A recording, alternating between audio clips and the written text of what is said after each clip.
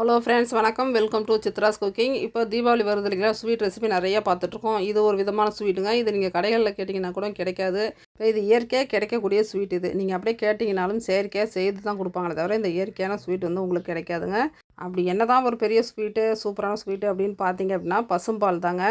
மாடு கன்று போட்ட உடனே நம்மளுக்கு கிடைக்கக்கூடிய இந்த சீம்பால் இருக்கு இல்லைங்களா, அந்த ஸ்வீட்டு தான். இது நிறைய பேருக்கு பிடிக்கும், சிலருக்கு வந்து பிடிக்காது. பிடிக்காதவர்களுக்கு வந்து இது என்னப்பா அப்படின்ற மாதிரி நினைப்பீங்க. ரொம்ப விரும்பி சாப்பிட்றவங்களுக்கு சூப்பரான ஒரு ஸ்வீட்டு அப்படின்ற மாதிரி மனசுக்கு தோணுங்க. எனக்கு வந்து ரொம்ப ரொம்ப பிடிச்சது இந்த பால் கடம்பு, அவ்வளோ பிடிக்கும். இப்போ இதை வந்து நான் எப்படி ரெடி பண்ணியிருக்கேன் அப்படின்றத பார்க்கலாங்க. இப்போ நிறைய பேர் வந்து ஒயிட் சுகர் போட்டுக்குவீங்க. நான் வந்து வெல்லம் சேர்த்துருக்கேன். வெல்லம் சேர்த்து நல்லா கலந்து விட்டுட்டு இதுக்கு வந்து சுக்கு மிளகு ரெண்டும் சேர்த்துக்குங்க. லைட்டாக உப்பு, அந்த இனிப்பு எடுத்து கொடுக்குறதுக்கு லைட்டான உப்பு சேர்த்துக்கிறேன். ஒரு ஸ்பூன் மிளகு எடுத்துக்கோங்க. சுக்கு வந்து நல்லா இடித்து எடுத்துக்கணும் ரெண்டுமே. சுக்கு நம்ம எதுக்கு போடுறோம் அப்படின்னு பார்த்தீங்கன்னா, எப்படியுமே அந்த சீம்பாலில் வந்து லைட்டான ஒரு பால் ஸ்மெல் வருங்க. ஒரு மாதிரி கவிச்ச ஸ்மெல் மாதிரி இருக்கும். அதை ஃபுல்லாகவே எடுத்துரும். அதனால் நம்ம வந்து சுக்கை போட்டுக்கிறோம். மிளகு வந்து நல்ல ஒரு செரிமானத்தை கொடுக்கக்கூடியது. அந்த காரம் இனிப்பு ரெண்டும் சேர்க்கும்போது சாப்பிட்றதுக்கு டேஸ்ட்டு ரொம்பவே நல்லாயிருக்கும். அதனால் வந்து மிளகும் கொஞ்சம் சேர்த்துக்குங்க. அதிக அளவு சேர்க்கக்கூடாதுங்க. பால் எந்தளவுக்கு நம்ம எடுக்கிறோமோ அந்தளவுக்கு வந்து கம்மியான அளவு தான் மிளகு நம்ம சேர்க்கணும். நான் 1,5 லிட்டர் பால் எடுத்திருக்கேன். அதுக்கு நான் எவ்வளோ மிளகு சேர்த்துருக்கேன்னு பார்க்குறீங்க இல்லையா, அந்தளவுக்கு சேர்த்துக்குங்க. இப்போ வெல்லம் சேர்த்துட்டு மிளகு சுக்கு எல்லாம் சேர்த்துட்டு ஒரு 10 நிமிஷம் நல்லாவே அப்படியே விட்டுடுங்க. வெல்லம் நல்லா கரையட்டும். கரைஞ்சதுக்கு பிறகு ஃபில்ட்ரு வச்சு வடிகட்டி எடுத்துடுங்க. நம்ம அடியில் தங்கக்கூடிய வெல்லத்தை அப்படியே எடுத்து வச்சுருங்க. இனிப்பு கரெக்டாக இருக்கான்னு பார்த்துக்குங்க. கம்மியாக இருந்துச்சு அப்படின்னா திரும்ப கூட நீங்கள் இன்னும் கொஞ்சம் வெல்லம் அதில் வந்து கரைச்சி மறுபடியும் வடிகட்டி எடுத்துக்கலாம்.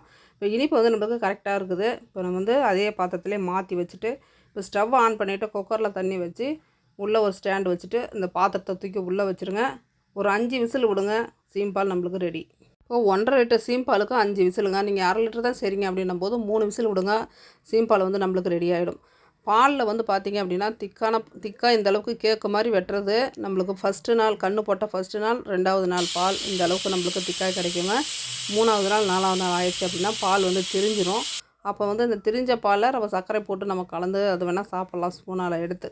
ஆனால் இந்த மாதிரி கேக்கு மாதிரி வெட்டணும் அப்படின்னா நீங்கள் கன்று போட்ட அன்றைக்கி மறாவது நாளும் அதுக்கு அடுத்த நாள் உள்ள பால் மட்டும்தான் நம்மளுக்கு இந்தளவுக்கு திக்காக கிடைக்கும். இந்த மாதிரி வேணும்னா நீங்கள் பால் வந்து முதல் நாள் 2வது நாள் பால் கொடுங்கன்னு சொல்லி கேட்டு வாங்கிக்கோங்க. ஏன்னா 3வது நாள் 4வது நாள் பால் நானும் சீம்பால் வாங்கி செஞ்சேன். ஆனால் இந்தளவுக்கு திக்காக வரல, எனக்கு திரியாக போயிடுச்சு அப்படின்னு நிறைய பேர் வந்து சொல்லுவாங்க. அதான் சொல்கிறேன். அதனால் ஃபஸ்ட்டு 2வது நாள் பால் இதை மட்டும் வாங்கி நீங்கள் வந்து யூஸ் பண்ணிங்க அப்படின்னா இந்த அளவுக்கு நம்மளுக்கு திக்காக கிடைக்கும். இப்போ பால் கடம்பு நம்மளுக்கு ரெடியாகி வந்துருச்சுங்க. இப்போ ஒரு பிளேட்டில் வந்து மாற்றிட்டு அப்படியே திருப்பிக்கலாம். பாருங்க, சூப்பரான கடம்பு நம்மளுக்கு ரெடி ஆகிடுச்சு.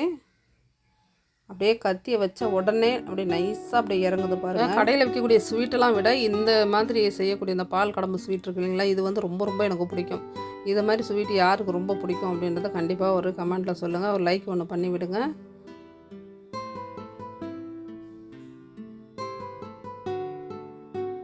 பாருங்கள், பார்க்குறதுக்கே அவ்வளோ சூப்பராக இருக்குது.